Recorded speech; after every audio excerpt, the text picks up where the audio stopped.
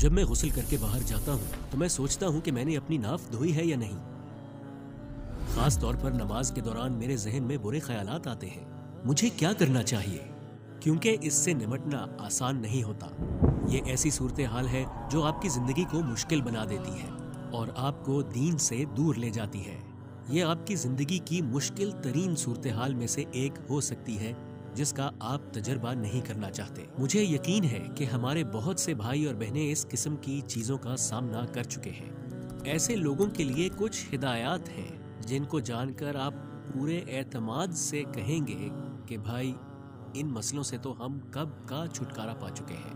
आज हम शैतानी वसवसों की 4 अहम इकसाम का मुताला करेंगे और इसी पर बात करेंगे। वसवसों की मुख्तलिफ इकसाम हैं।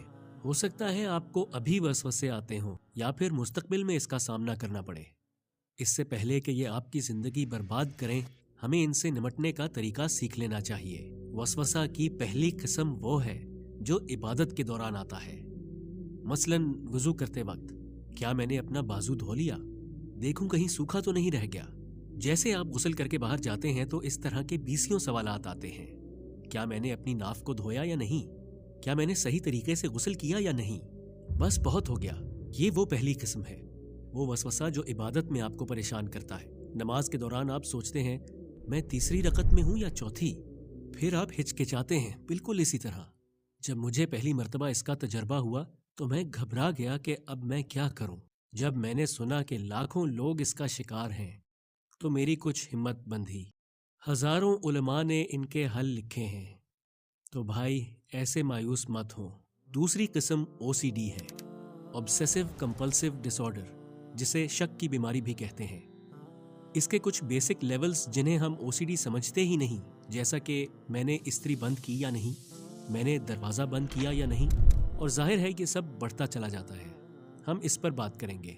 या आपको तीसरी किस्म का वसवसा आता है जिसमें आपके जहन में बुरे ख्यालात आते हैं, खास तौर पर नमाज के दौरान या जब मैं मुकद्दस चीजों का सोचता हूँ जैसे काबा, नबी सल्लल्लाहु अलैहि वसल्लम, तो एकदम जहन में बुरे ख्याल आते हैं। मैं क्या करूँ, मैं पागल हो जाऊंगा। हमारे साथ कुछ ऐसा ही होता है ना।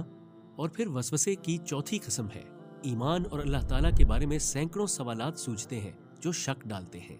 आप शैतान के साथ मुस्तकिल मुकाबले पर हैं। लेकिन भाइयों, अल्हम्दुलिल्लाह हमने इस पर अच्छी खासी रिसर्च की है। इसमें काफ़ी वक्त लगा।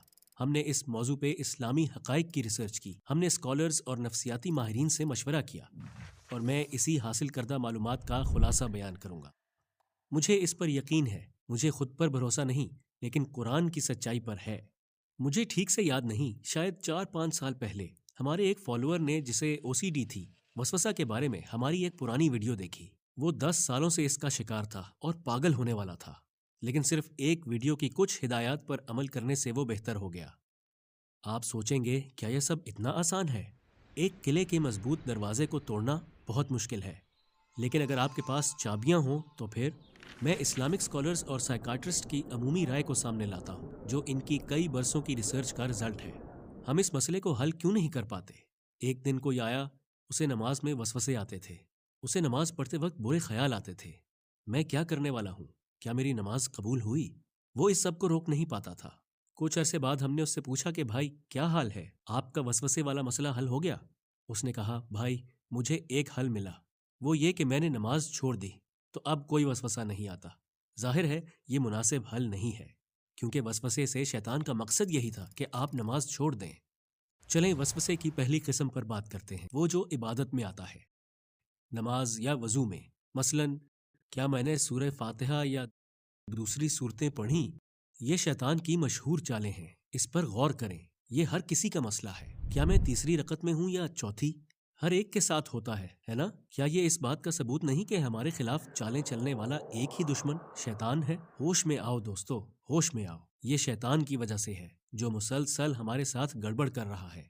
तो हल क्या है? हल बिल्कुल वाज़े है भाई।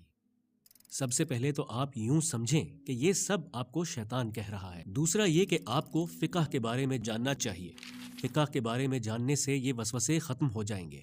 मिसाल के तौर पर आप नमाज पढ़ रहे हैं, क्या मैं तीसरी रकत में हूँ या चौथी? आप खुद से पूछते हैं।